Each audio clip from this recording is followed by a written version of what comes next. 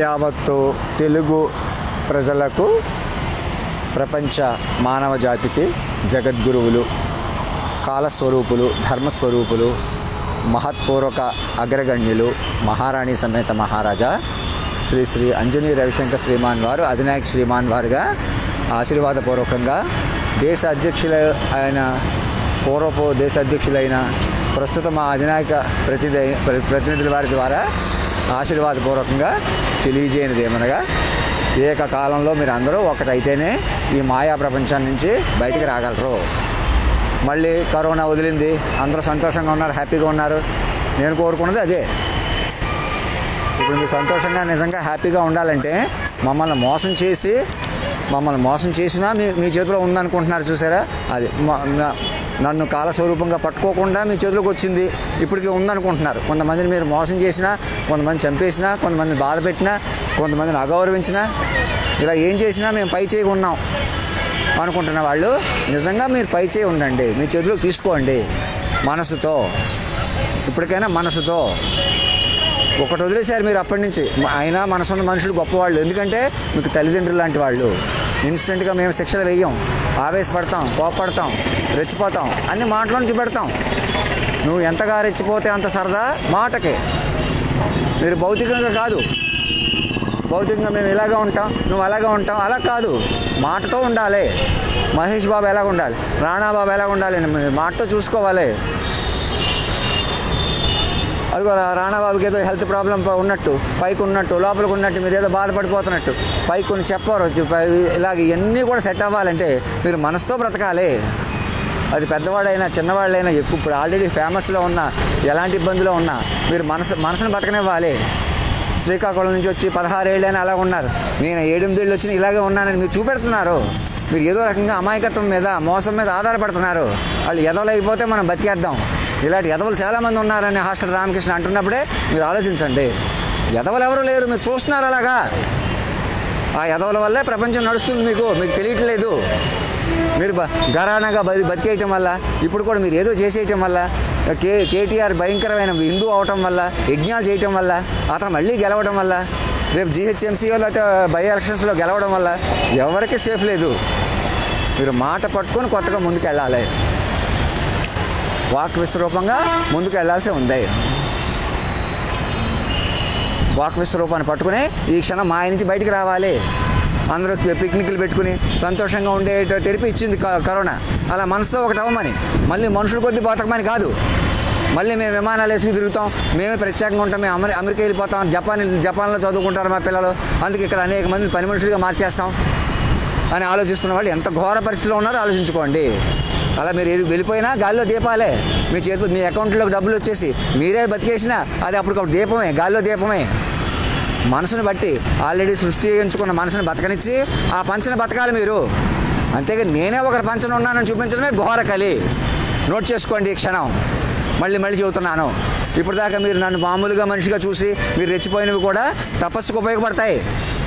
మీరు అవి ఎలా చెప్పాలి, ఇవి ఎలా చెప్పాలి, అవి బయటకు వస్తాయి, ఈ బయటకు వస్తాయి. ఏది మీరు ఇంకా భౌతికంగా ఉంటే మీ ఇంటి పేర్లు, కులం పేర్లు అందరికీ సరెండర్ చేసి పొజిషన్లు అందరూ ఎరస్వేల్ పొజిషన్ నుంచి బయటకు వచ్చేసేయాలా.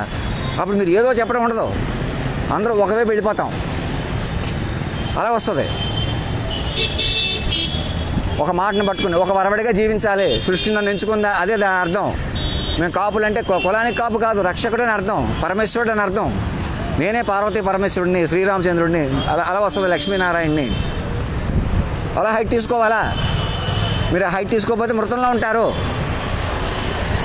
నోట్ చేసుకోండి ఈ క్షణం. నాకు మెయిల్ వచ్చేలా చూసుకోండి, నేను ఇంటికి వెళ్ళేటప్పటికి మెయిల్ వచ్చేలా చూసుకోండి.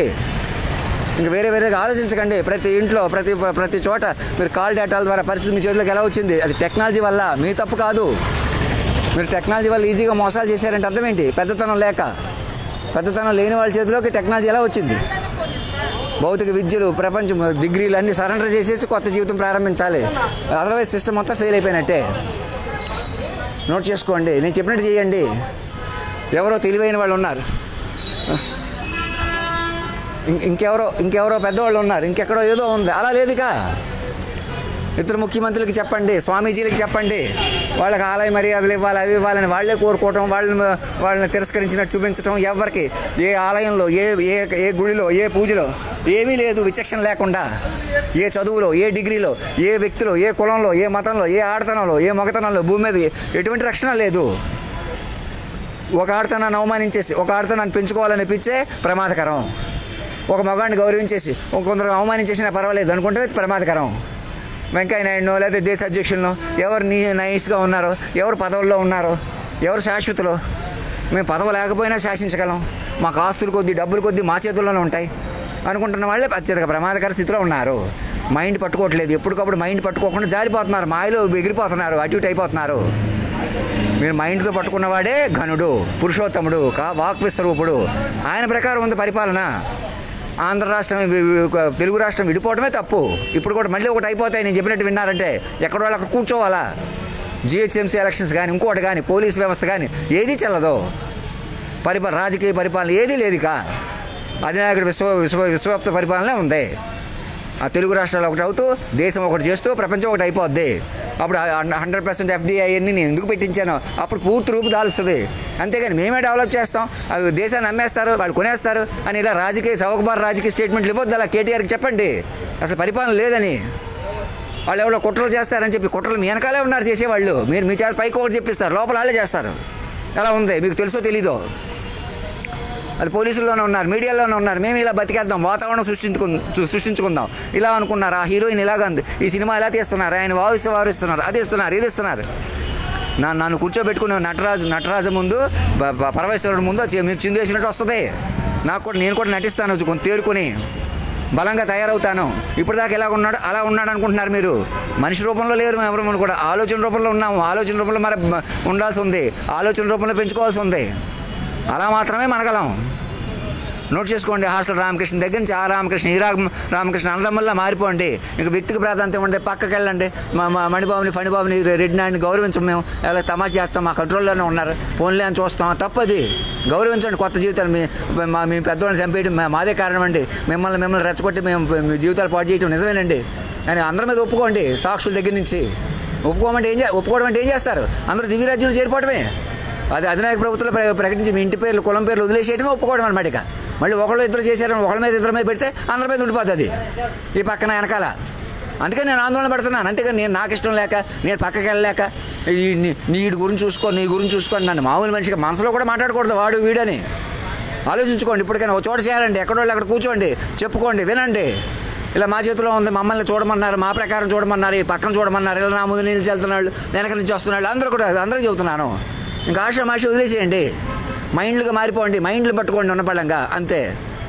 ధర్మో రక్షత సత్యమేవ జయతే.